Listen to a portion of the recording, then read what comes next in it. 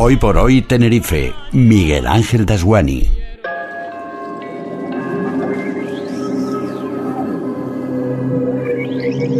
Misterios al aire. Con Juanca Romero Asmen. 10:15, pasamos a la sección de misterios. Juanca Romero Asmen, periodista, escritor, guía de ruta misteriosa. Buenos días. Buenos días. Claro, un fin de semana con encendido de luces y noche en blanco. Qué misterio, ¿no? Pues hay mucho, ¿eh? Hay mucho, sí. Sí.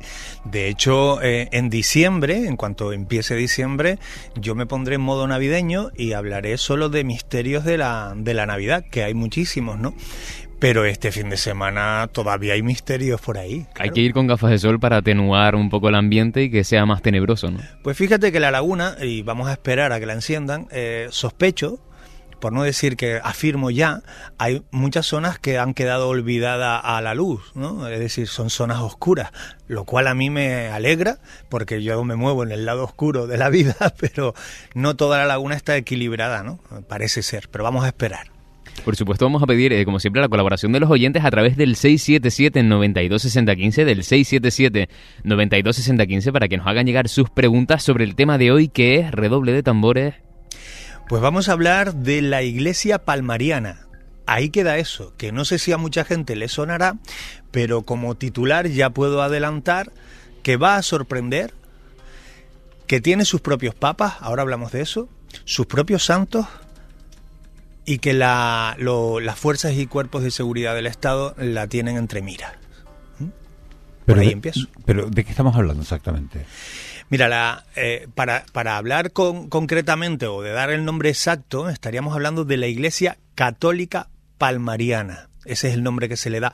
En realidad es una organización religiosa, cismática. Esto de los cismáticos está de moda por las monjas de Belorado, ¿verdad? Que se quedaron con un convento, ahora metieron a la abadesa, se la llevaron a la cárcel, ¿no? O, bueno, está pendiente. Por vender obras de arte. Por vender obras de arte. Bueno, pues esta es una iglesia, la Católica Palmariana, cismática. Es decir, está catalogada como secta, esto sí lo podemos decir abiertamente.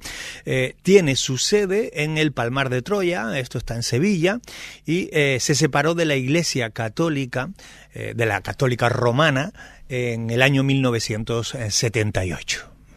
Y esto, Juanca, además, está muy presente porque también hemos visto muchos documentales en torno a la iglesia palmariana, ¿no? Por ejemplo, hay uno en Movistar, si no me equivoco, que seguramente los oyentes también lo tendrán en la cabeza. Luego incluso muchos creadores de contenido, como por ejemplo Tamayo, también se ha metido de lleno, se ha metido entre bambalinas de esa iglesia palmariana. Pero todo esto comienza además con algunas apariciones, ¿puede ser así?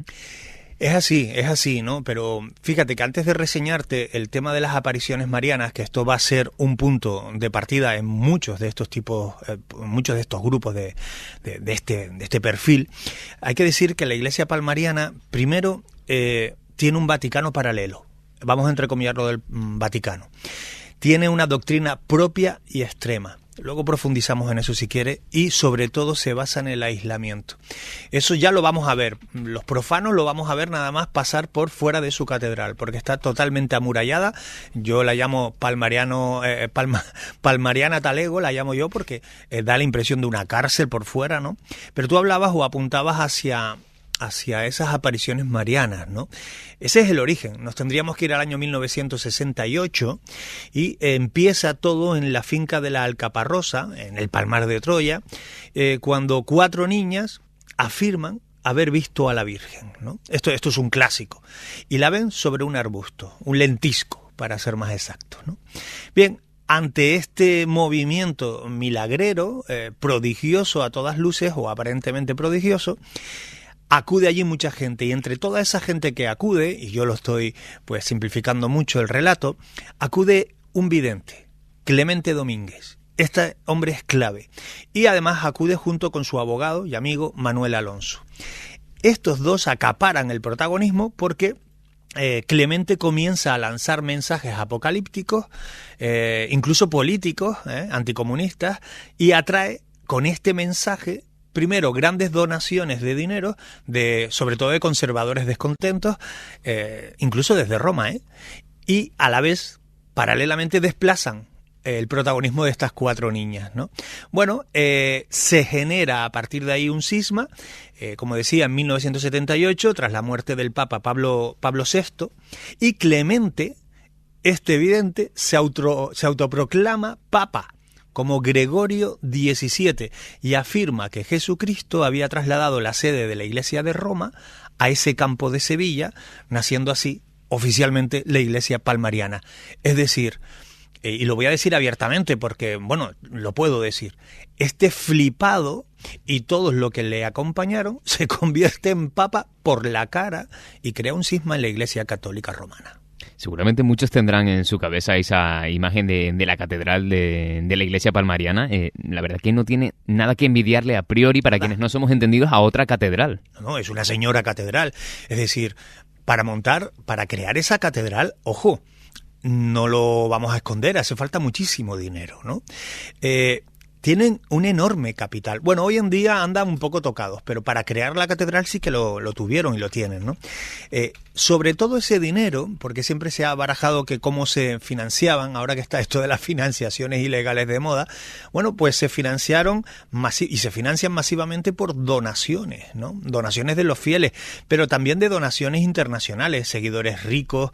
Hay países, sobre todo Suiza, Irlanda, Alemania, que invierten cifras millonarias en la iglesia palmariana, y para la construcción de la catedral no hicieron peccata minuta, ahí fue todo a lo bestia. Como bien dices, Pablo, al mirar desde fuera, la pueden ver en internet, la catedral palmariana, es que no hay muchas catedrales con ese porte, teniendo en cuenta de lo que estamos hablando, de una iglesia pequeña, digo como concepto de iglesia o grupo de fe. Juanca, ¿por qué la iglesia palmariana rechaza totalmente el Concilio Vaticano II y a los papas de Roma posteriores a Pablo VI? Además lo rechaza con una rabia, ¿verdad? Con un desprecio, diría hasta asco por algún papa. Ellos lo profesan públicamente. Bueno, a ver, ellos rechazan el Concilio Vaticano II porque consideran una herejía, de algún modo, una ruptura con la tradición, especialmente porque consideran que a partir de ahí se está modernizando demasiado la iglesia, ¿no? Ten en cuenta que hasta entonces las misas en latín era lo más extendido, ¿no? Y aquello empieza a, según los palmarianos, a devaluarse. Ellos consideran que eso es prostituir el concepto de la iglesia. Pablo VI, que lo mencionabas, ese último papa legítimo para los palmarianos, además venerados por ellos consideran que es el papa verdadero porque a partir de ese momento todos los demás que llegaron fueron falsos, imitadores, ladrones. Estoy hablando de conceptos no todos juntos, aunque para algunos son todo, ¿no? E incluso los culpables de que la iglesia se haya convertido en un prostíbulo. Estos son conceptos, insisto, que nadie se enfade, que los palmarianos abanderan, ¿no? Uh-huh. Así es que consideran trasladar la sede, como dije yo antes, de Vaticano al Palmar de Troya, que son unos campos, unos secarrales muy bonitos, pero son secarrales, y ahí es donde comienza a brotar este grupo sectario, esta iglesia palmariana. Ahora me imagino que hablaremos también en unos minutos de un papa particular también que tuvo esta iglesia palmariana, que además estuvo de actualidad hace unos cuantos años. Sí, sí. Ahora hablaremos, pero vamos a dejar el nombre porque creo que era Gregorio XVIII, ¿puede ser? El número ahora yo te lo digo, lo estoy memorizando, pero vamos, yo es que lo conozco por un nombre que no puedo decir en la radio por la mañana, ¿no? Digamos que por su alto afán a las mujeres, ¿no? Pagando o no pagando, el papa ¿no? Entonces, bueno, pues lo conozco con otro nombre. Pero sí, este buen hombre... Estoy intentando acordarme el nombre. No, Gregorio XVIII. José Luis, y lo relaciono con la actualidad. Gregorio XVIII, pues podría ser. Bueno, no sé cuál era su apellido. Si empezaba por A y acababa por Los. Eso la verdad es que no lo sé. Pero Juanca, estábamos viendo antes esa imagen precisamente de la catedral, que les animo a que la busquen también los oyentes, porque podrán ver cómo es principalmente blanca, pero todos esos detalles los podemos ver en tonos marrones, rojizos, burdeos, que sí, la verdad que a priori visualmente es bastante bonita, pero ¿qué más podemos ver también en ese entorno de la catedral? Mira, cuando la tienes enfrente, para los curiosos, lo que más nos llama la atención son algunas de las estatuas que están colocadas en los bordes, en las cornisas de esa catedral. vamos a alucinar, para quien no haya escuchado nunca hablar de los palmarianos. Porque entre esas estatuas, aunque ahora los palmarianos lo niegan y algunas ya la han retirado, pero tenemos las fotografías y los vídeos desde fuera, está, y digo bien, para los palmarianos está San Francisco Franco. Ojo, ya tenemos el perfil de qué tipo de personas canonizan, ¿no? Pero está San José Antonio Primo de Rivera, el fundador de la Falange. Voy a quitarlo de San, ¿vale? Pero para ellos lo es. Está Luis Carrero Blanco, el almirante y presidente del gobierno. Pero está José María Escrivá de Balaguer, el fundador del Opus Dei, que por cierto, luego la Iglesia Católica, vamos a llamarla convencional, la que conocemos, lo hizo también, lo canonizó, lo hizo santo. Está Don Pelayo, que es una figura clave en la Reconquista española, un símbolo del nacionalcatolicismo. Está Cristóbal Colón como santo a venerar, es decir, un puñado de personajes de un perfil muy concreto que para la Iglesia palmariana son venerables hasta el punto de estar colocados en la fachada de la catedral como estatuas. Es brutal, ¿no? Ver, la de Franco es la más chiquita, por cierto. Lo dejo ahí. ¿Cuáles son las normas internas más estrictas que rigen la vida diaria de los fieles, especialmente en cuanto, me refiero a la vestimenta, sí, a horarios? Miguel Ángel, si te metes a fondo en esas normas, primero te entra un sentimiento de lástima por las personas que profesan esa religión, ¿no? O son miembros de esa secta, pero a la vez te retrotrae a épocas que ni la dictadura, es una cosa brutal. Por ejemplo, la vestimenta. En la vestimenta está prohibido absolutamente, por completo, pantalones para las mujeres. O sea, las mujeres no pueden usar pantalón, ni faldas, tienen que ser vestidos largos. De rodilla para abajo un cacho, ¿vale? Casi hasta los tobillos, ambos sexos deben utilizar mangas largas, invierno y verano. Aquí no distinguimos de estaciones. Estamos hablando de Sevilla, que ya sabemos cómo se las gasta Sevilla. Que es fácil identificarlos en pleno agosto. Sí, porque además lleva una vestimenta normalmente con tonos marrones, aunque esto sí se ha ido variando un pelín, ha abierto la mano a colores como el azul marino oscuro y el negro, y, en fin, han variado una barbaridad, ¿no? Menuda licencia. Cuellos cubiertos, está prohibido el uso de pantalones vaqueros porque dicen que los carga el demonio, que son fruto de la provocación y la incitación al sexo gratuito. No pueden utilizar zapatillas de deporte, tenis, no pueden, ¿no? Luego, en cuanto a la comunicación, está prohibido el contacto con personas ajenas o exmiembros de la Iglesia. Claro, los que ya se han ido de la palmariana han descubierto el mundo real, las virtudes y las vicisitudes del mundo real, y no puedes tener contacto con el exterior. Es una Corea del Norte metida en ese pueblo, no solo en la catedral, es que viven allí. Ellos acuden a las misas, muchas veces incluso a las personas mayores las llevan en guaguas, específicamente para las misas, para que no tengan contacto con las nuevas generaciones en el exterior. Prohibido usar internet, por supuesto, ver la tele o ir al cine, leer periódicos, solo lo autorizado, la prensa autorizada. Libros, ya te cuento, estamos yéndonos a la primera etapa de la Edad Media, para irme ahí cerquita, ¿no? Y bueno, ya de política, no te digo, ¿no? No se habla, está prohibido votar en cualquier elección, sea la que sea. Estos son los palmarianos en resumen en cuanto a esas normas por las que me preguntabas, ¿no? Pues eso me sorprende después de que nos cuentes quiénes son sus santos, ¿no?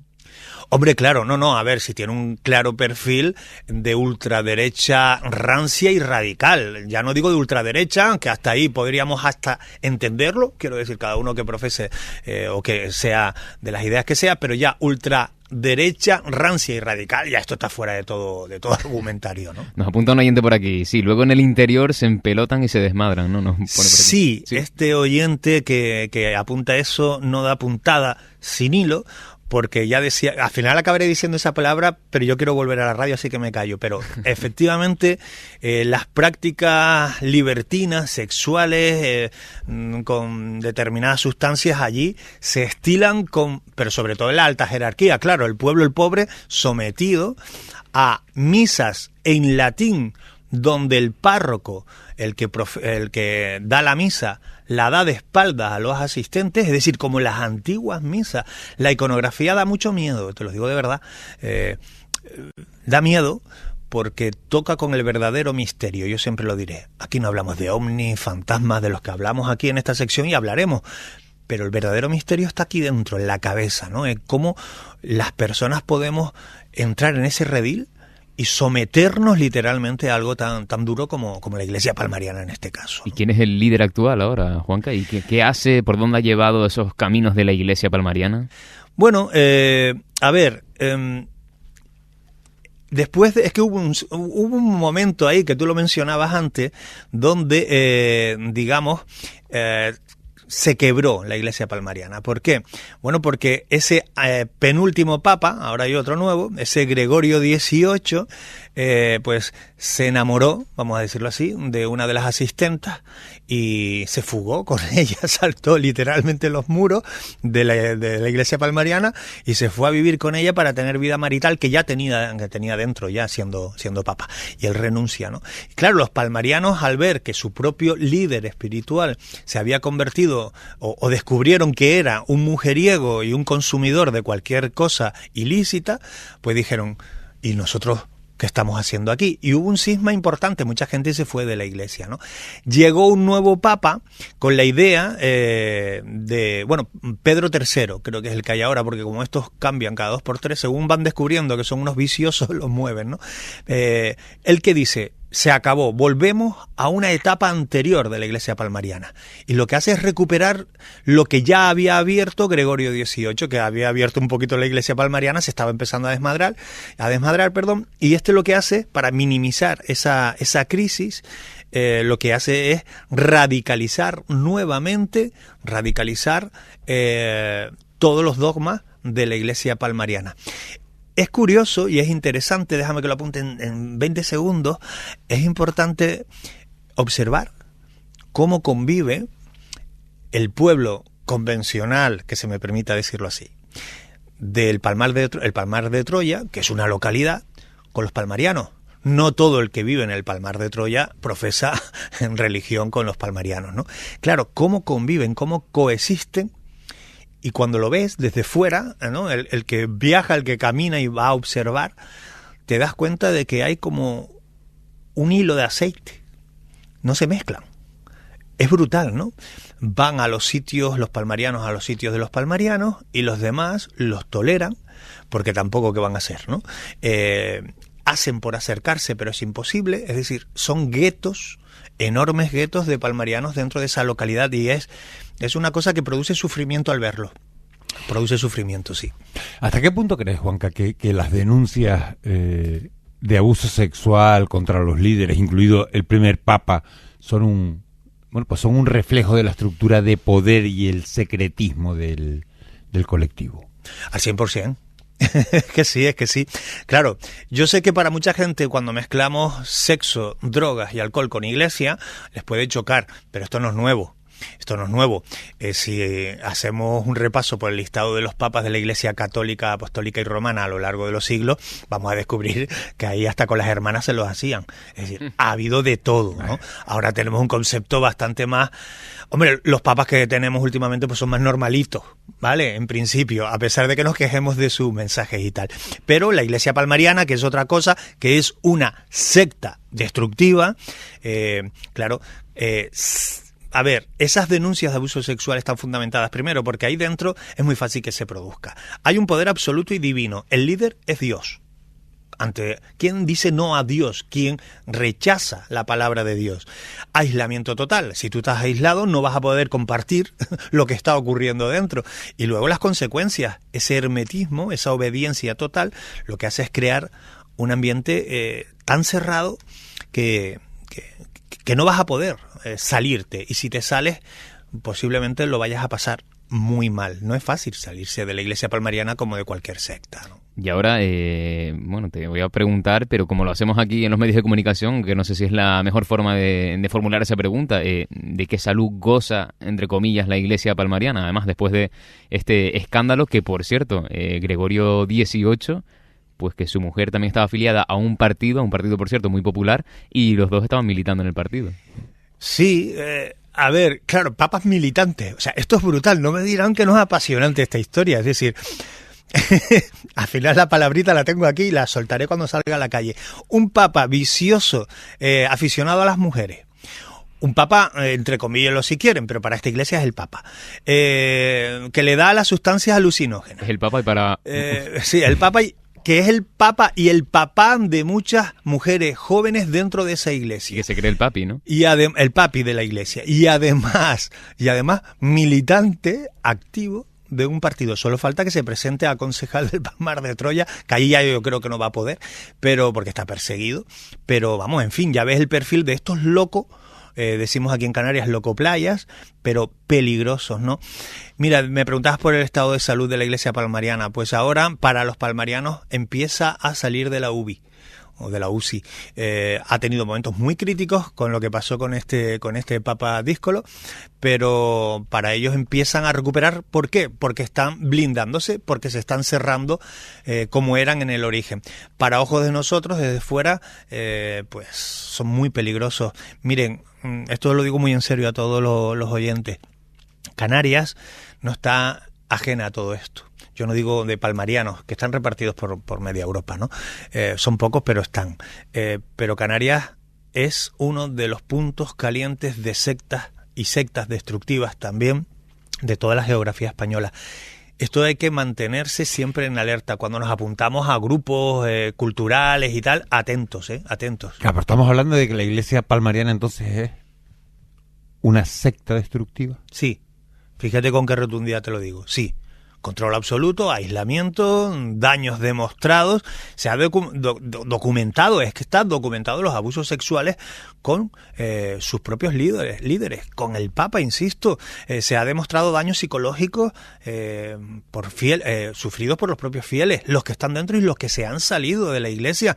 Ese control absoluto con la vestimenta, con el ocio, con la comunicación, esa exigencia de obediencia es propia solo, exclusivamente, de las sectas destructivas.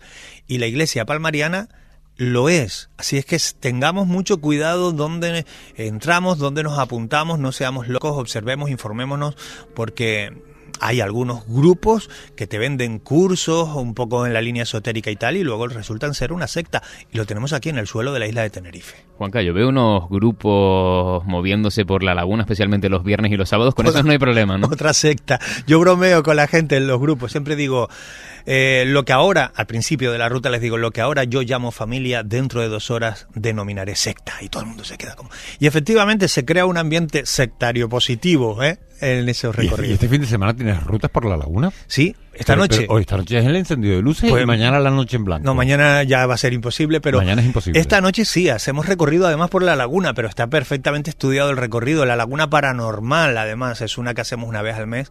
Y sí, con luces y todo se va a poder hacer este recorrido, va a ser muy chulo. Y el domingo la laguna oculta. ¿Dónde te localizamos? En rutasmisteriosas.es, juancarromero.com, donde quieras. Bueno, pues... Y si dices Juanca 3 veces, aparece. Sí, y si dices 3 veces más, desaparezco. y aparezco a tu lado. Juanca Romero Asme, un auténtico placer. Muchísimas gracias por enseñarnos tanto y bueno, por desvelarnos tantos misterios o adentrarnos en ellos. Un placer. Buena semana, un abrazo. Buena semana.